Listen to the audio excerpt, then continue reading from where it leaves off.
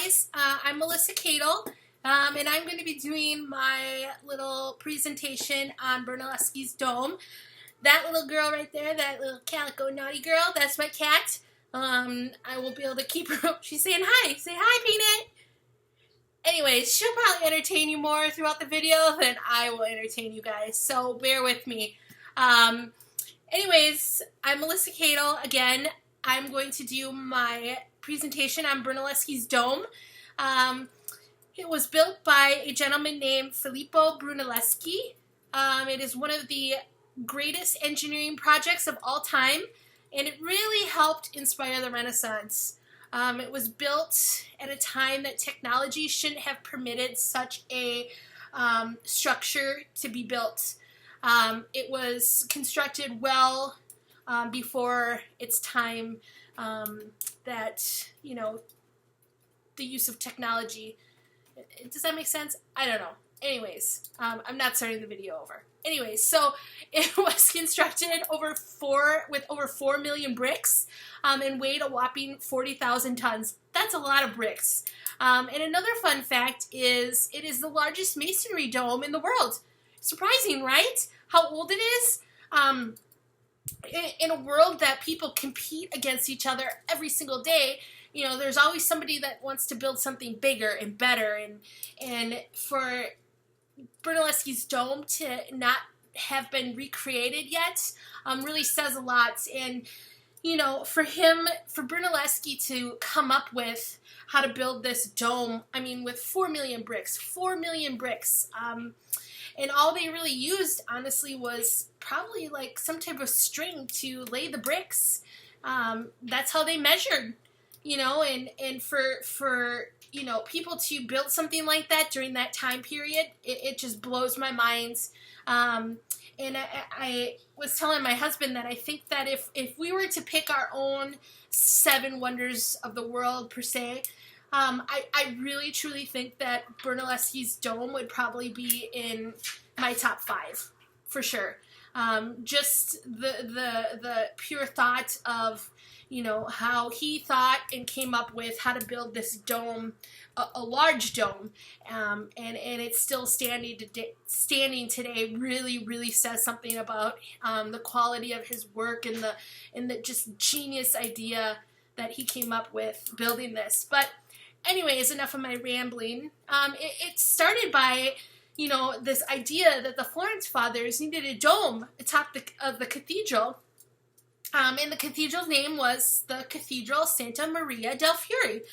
And they wanted to beat the Romans in architecture. You know, those damn Romans, they were always doing things that, you know, were impressing people, and nobody, you know, they were the best. You know, they were like the you know, the Green Bay Packers of football. I'm not a Packer fan, but I'm just using reference here. You know, nobody could beat them. And when if they didn't complete the dome, they would have been looked at as a big giant joke. And, you know, honestly, who wants to be seen as a big giant joke? I don't. And I'm sure these Florence Fathers surely didn't want to become the joke of, you know, the town. But anyways, this whole dome thing started with the Florence Fathers decided they wanted to run a contest. They opened it up to the community looking for ideas because they couldn't figure out how to build it. And I always, you know, when I was researching this, you know, this picture popped up in my head that, you know, of what the Florence Fathers would look like if they were looking at each other in confusion and scratching their head. But anyways, that's just my bad joke of humor. But anyways, they created this contest, and the winner was given 200 gold florins. I don't know how much 200 gold florins are, but I'm pretty sure back then it wasn't a drop in the bucket. So they opened it up to the community, and they got a hit. This guy named Brunelleschi, he said, not only can I build you 1 dome, but I can build you 2 domes. 2 domes. Can you imagine when the Florence Fathers heard that? This is probably what they looked like. Anyways, so the dome, it's actually, so anyways, they gave the job to Brunelleschi, and we all know he constructed the dome, and it was completed. But anyways, the dome is actually, it's two domes, one on the inside, one on the outside. The inside dome measures about 150 feet, and the outside is a whopping 175 feet. Okay, that's a lot. And in order for me to figure out the scale of how big this is without seeing it in person, I went right to football. We all know how big a football field is, right? That's a big dome. But anyways, Brunelleschi, the dude didn't leave behind any papers to tell us how he built it. And, part of me is like, yeah, good for you. There's so many people that want to steal people's thunder and ideas, and nobody, takes pride in their original ideas. And maybe as a creative myself, yeah, I love to help out people, but, there's always one little small detail that I don't tell people how I did something, But sometimes I'll tell them because, whatever.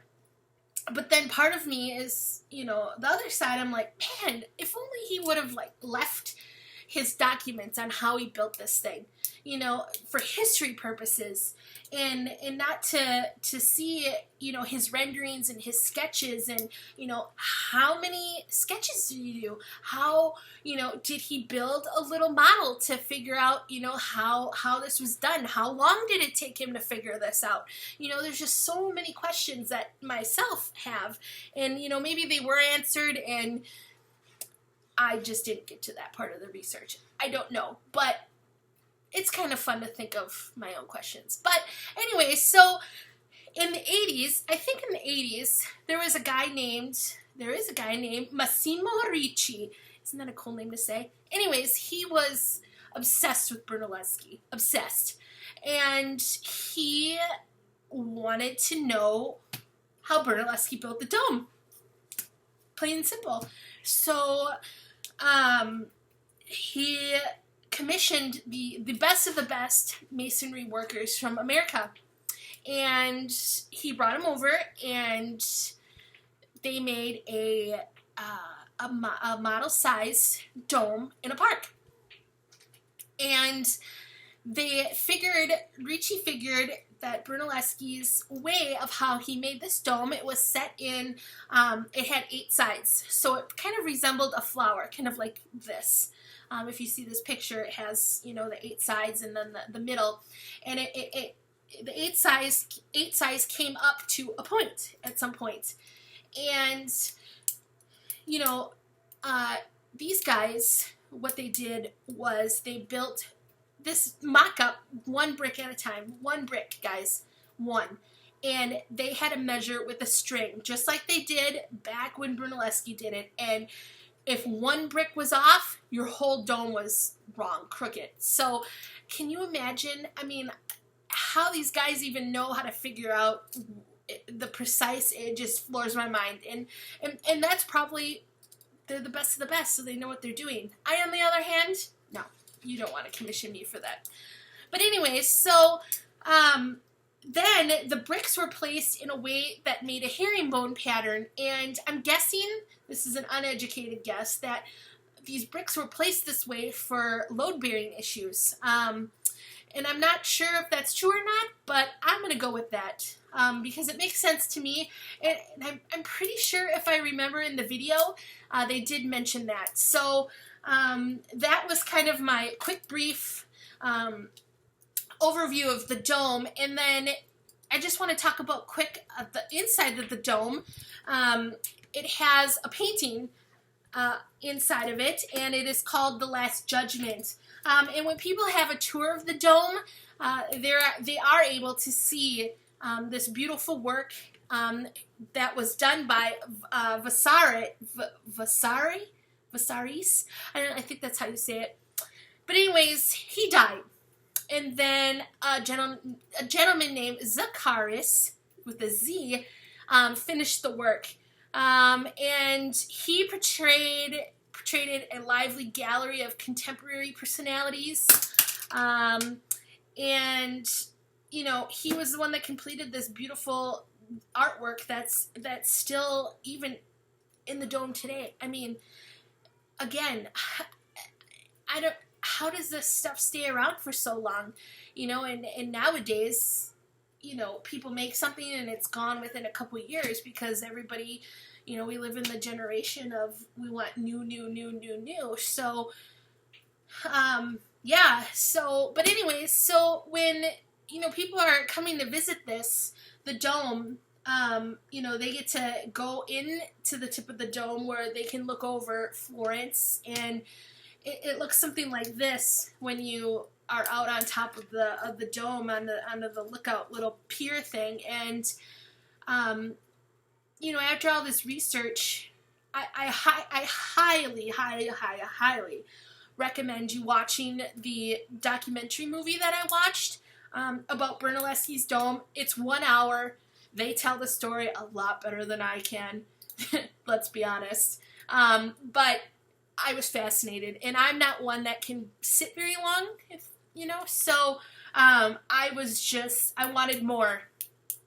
I wanted to learn more, and it was just, you know, it just had me leaving with more questions than answers. So I think that's kind of what the dome is about. You know, people have a lot of questions and there's not a lot of answers. So, guys, thanks for listening, whatever you did. You know, if you turned me off, whatever. But yeah, this really isn't my jam. Video, no. I like to create with these pens. Yeah, see, pen. But I hope I didn't bore you too much. I hope you got a quick overview. And Chris, be gentle on the grading. Thanks, guys. Have a great rest of the semester, and have a great summer. Bye.